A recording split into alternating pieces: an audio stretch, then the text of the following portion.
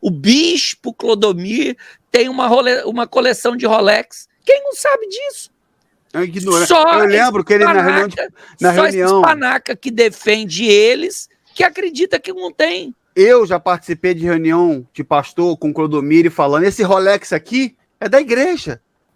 Só que as pessoas não querem pôr na mente que nós estamos aqui para poder alertá-los. Vejam quantas pessoas fazem comentários nos nossos canais agradecendo por ter despertado dessa enganação, desse engodo, dessa falácia. Nós não temos que falar contra os falsos profetas, não. Não temos que fazer nada disso, não. A pessoa não tem conhecimento da palavra.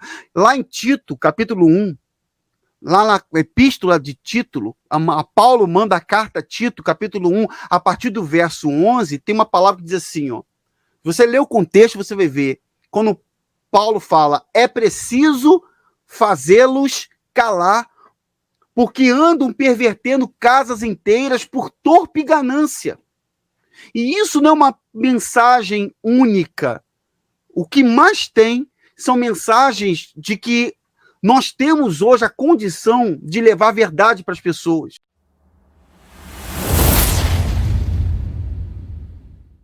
O cara de pau do Clodomir, o que tem uma coleção de... Eu recebi uma mensagem, a pessoa falando assim, eu duvido eu quero ver você provar que o bispo Clodomir tem uma coleção de Rolex. Quem não sabe disso? Eu lembro que ele na reunião... esses panaca que defende eles, que acredita que não tem. Eu já participei de reunião de pastor com Clodomir falando, esse Rolex aqui é da igreja. Esse Rolex aqui é um... Ô, Clodomir, nem teu irmão, o teu irmão teve vergonha na cara. Teu irmão teve vergonha na cara e entendeu, graças a Deus que ele saiu. O Marco, e você, Clodomir, foi falar pro povo, ele é meu irmão, mas eu não quero contato mais com ele. É assim que vocês fazem. A verdade é que esse pessoal, o meu tio, cara, as pessoas aí que estão assistindo o teu canal, rapaz, a coisa que eu tô falando para vocês é tão séria, é tão grave. Pra você ter uma ideia, eu vejo as coisas com olhos espirituais. Eu vejo o que a gente está fazendo aqui como um despertar, como uma atalaia. E por isso que eu não tenho medo de falar o que eu quero falar. Eu fiz um podcast com um irmão, caiu, a energia caiu 3 vezes, nunca aconteceu isso. Gravei um podcast, eu vou gravar novamente, porque o pau quebrou lá. Eu falei, meu irmão, olha só, eu tenho um tio que é bispo, eu tenho 2 tios bispo, eles não consideram nem a família eles consideram, meu caro. Você acha que o Macedo comprando avião, ele tá se importando que a senhora que tá indo pro Templo de Salomão de chinelo, que eu acho que nem pode entrar lá. Eu acho que nem pode entrar. Não deixa não. Não pode entrar. Quer dizer, porque o reino de Deus é restrito para quem tá bem vestido. O reino de Deus é uma ignorância, uma imbecilidade. Você que tá assistindo essa live, você tem que botar a mão na consciência e falar, por que eu tô dando meu dízimo, dando oferta? Aí você abre a tua geladeira, cadê o leite para tua filha? Não tem Nescau, não tem chocolatado, não tem pão de manhã. Não tem Danone, não tem nada. Não tem gás, botijão de gás. Não tem, cara. Aí a pessoa vai na igreja buscar o botijão. Aqui no Rio de Janeiro teve uma sem vergonhice que aconteceu recente. Uma obreira de mais de 20 anos que morreu.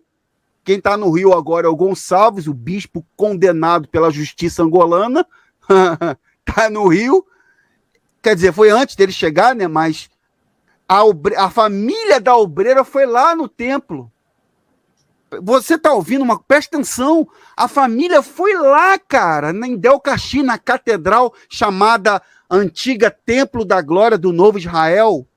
Para quem é do Rio sabe o que eu tô falando. Chegou lá e falou, vem cá, mamãe faleceu. Mamãe era ofertante. Mamãe era dizimista. Mamãe dava dinheiro aqui. E agora, como é que a gente vai sepultar a mamãe? Sabe o que mandaram chamar o PR lá? O que eles fazem? O que ele fez? Que é uma prática comum. Manda reunir outros obreiros para fazer rateio. Vamos fazer uma inteirinha, um rateio. Isso é uma sem-vergonhice, rapaz. Cansei de fazer isso. Pô, o Street Road, você é um... Meu irmão, o Street Road aqui, ele tem uma bagagem muito mais técnica para trazer em relação ao que a gente está falando, o Ricardo. Mas isso aí, cara, indigna qualquer um. Eu tô com sangue quente com isso, cara. Me permita, tem um comentário aqui, eu já ia falar o assunto e a Lê colocou aqui, tem tudo que a gente vai falar. Depois eu falo quanto custou o tratamento do Cloclô no Moriá. Vocês lembram que o Clodomir, quando estava ali, quase que foi, Deus acho que deixa ele aí para um pouquinho, vamos ver o que o Clodomir faz da vida dele. O Clodomir, vamos falar aí, falando de avião, O Clodomir estava aqui nos Estados Unidos mal do corona aí, do corona de Covid aí, mal. O avião veio aqui buscar ele, veio todo equipado para levar ele lá para o Moriá, para ele se tratar, Davi. Um voo para buscar o Clodomir aqui. O Clodomir aqui é responsável, para quem não sabe, aqui nos Estados Unidos, pelas instituições, pelas filiais da Universal em língua espanhola. No espanhol que fala aqui. O Clodomir tem uma turminha junto com ele que arranca até o último centavo da mulher. Tem uma mulher aqui que eu tenho falado com ela que deu mais de 100 mil dólares em questão de meses. Clodomir e uma turminha que está do lado dele, tudo com as bênçãos do Clodomir, depenou a mulher. E daí a pessoa hoje está vivendo de $600, a pessoa hoje está vivendo de $600 por semana, rala pra caramba para ganhar isso, e vê o Clodomir pegando o avião e indo pro Brasil, lá com respirador, enfermeira, aquele negócio todo pro Cloclô não morrer. Não é de indignar uma situação dessa Street Holder? Não tem no mínimo, você que é um camarada alinhado com o lado jurídico, você tem respaldo, você tem as palavras, que eu, Davi, não tenho. Davi, não tem. No mínimo, o que seria isso? Estranho. Por hipocrisia, Ricardo, olha só. Imagina o custo, uma home care dentro de um avião, ele não passou pelo SUS, ele não teve que enfrentar CISREG, entendeu? E quem paga isso é o povo. Da mesma forma que eu já paguei, que você, Ricardo, já pagou, Poxa. Que o Davi também já pagou, só que as pessoas não querem pôr na mente que nós estamos aqui para poder alertá-los. Vejam quantas pessoas fazem comentários nos nossos canais agradecendo por ter despertado dessa enganação, desse engodo, dessa falácia. E aí, Ricardo, você falando, né? O sujeito chegou para você e pediu para mostrar a quantidade de Rolex que o Clodomir possui. Mesmo que você pegue a caixa em loco e traga no canal, eles não vão acreditar. Pô, porque se o Clodomir me convidar para ir lá na mansão dele um final de semana, para o Clodomir pregar para mim e tudo, poxa, cara, eu não frequento os mesmos lugares que esses caras, não. Eu frequento ambiente familiar, o Street Holder. Então, o próprio neto do Bispo Macedo contou pro Davi que o avô tem uma coleção de Patek Philippe. Na caixa. O neto, na caixa. Na caixa. E teve gente que virou e falou assim, é mentira. Teve gente que teve a cara de pau de ir no meu canal falar assim, ele não é neto do Bispo Macedo, não. É adotivo. O Davi arrumou um Felipe fake. Infelizmente, as pessoas, tem muitas pessoas ali dentro da instituição que é igual aquela fábula que eles cantam durante a busca para poder induzir a pessoa a pegar envelope. Eles contam aquela história da enchente. Não sei se vocês já ouviram falar. Como é que é? A história da enchente. Diz que numa determinada cidade sei. tinha uma pessoa de Deus. Tinha uma pessoa de Deus. Verdade. E aí o alarme da cidade virou e anunciou: evacuem suas casas porque a cidade será inundada. Aí o sujeito virou e falou assim: eu só saio daqui se Deus vier me salvar. A cidade foi evacuada, começou a chover, aí chegou a equipe de resgate com balsa. Vamos lá, pula aqui que eu vou te salvar. Não, eu só saio se o senhor vier me salvar. O pessoal tentou de helicóptero, o sujeito já estava no terraço, virou e falou: eu só saio se Deus me salvar. O sujeito morreu, veio a óbito, afogado, chegou lá no céu e ele falou assim: meu Deus, o senhor não me salvou. Aí ele virou e falou assim: poxa, eu mandei tocar a sirene da cidade, eu mandei um resgate de balsa, eu mandei um helicóptero, seu sujeito. Tava chovendo, mandei um helicóptero lá. E você dizendo que só saía de lá se eu viesse me salvar. Quer dizer... Esse aprendeu com o Macedo, foi botar lá Deus na parede. Foi lá botar Deus. Você não foi me salvar, o que aconteceu? Eu mandei tudo isso. Só que o detalhe do Macedo é que do jeito que a coisa tá, ele não vai pro céu assim não, cara. Não, Davi. Conclui, Cid. Teve uma pessoa que virou para mim, olha só como é que é o intelecto, o conhecimento bíblico da pessoa. O Bispo Macedo é o Moisés do século XXI.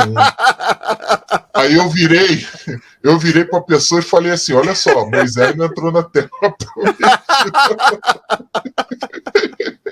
Muda, não é melhor você falar que ele é o Abraão? Não, ele é o Abraão reverso. Cada hora ele é ali o... Eu vejo o Macedo como o Abraão reverso, é aquele que, na ideia da Igreja Universal, Abraão sacrificou, Isaac não sacrificou. Então, o único beneficiado foi Abraão. Foi a única pessoa que foi beneficiada é ele. Cara, olha, se os irmãos me permitem uma colocação aqui, uma observação. Teve um sujeito, que não vou dizer para não chamar ele de predicado, vou chamar ele de sujeito, que mandou uma mensagem lá. Eu geralmente eu tenho assim paciência. Eu sou muito longâmino com pessoas que são ignorantes, porque eu também já fui ignorante. Eu também já coloquei a camisa "Eu sou a Universal". Sabe por quê? Quando eu nasci na Igreja Universal, eu cresci lá dentro. Então, desde a minha infância, eu aprendi a dizer tá ligado, tá amarrado, não sei o quê, vai dar certo, só vitória, eu tô na guerra. Tô na guerra. Cara, a minha esposa, quando a gente casou, eu casei quando já não tava mais como pastor, eu saí, pedi para sair, nós casamos, minha esposa falar que tudo para mim era guerra, eu não podia ver qualquer coisa. O linguajar dos membros da Universal é esse: não, tô na guerra, tá ligado? A pessoa fica numa agitação. Graça e paz é uma ofensa, né? Paz e graça e verdade são ofensas para eles. Então, cara, eu cresci lá dentro nessa doutrina de dizer tá ligado, não sei o quê, e eu entendo a pessoa que é ignorante, porque eu já fiz muito isso, eu defendi muito a Universal, até que a gente entende que o Saulo, ele era cego antes de ficar cego. Ele não ficou cego, ele já estava cego. Saulo era um homem honesto que achava que perseguir os cristãos era uma coisa que era até aprovado por Deus. Ele poderia fazer aquilo ali, levar os cristãos à morte. Então, Saulo, ele não ficou cego, ele já estava cego. Então, muita gente não entende que hoje, o cara botou assim: nós não temos que falar contra os falsos profetas, não temos que fazer nada disso, não. A pessoa não tem conhecimento da palavra. Lá em Tito, capítulo 1, lá na epístola de Tito, a Paulo manda a carta a Tito, capítulo 1, a partir do verso 11, tem uma palavra que diz assim: Você lê o contexto, você vai ver. Quando Paulo fala, é preciso fazê-los calar, porque andam pervertendo casas inteiras por torpe ganância. E isso não é uma mensagem única. O que mais tem são mensagens de que nós temos hoje a condição de levar a verdade para as pessoas.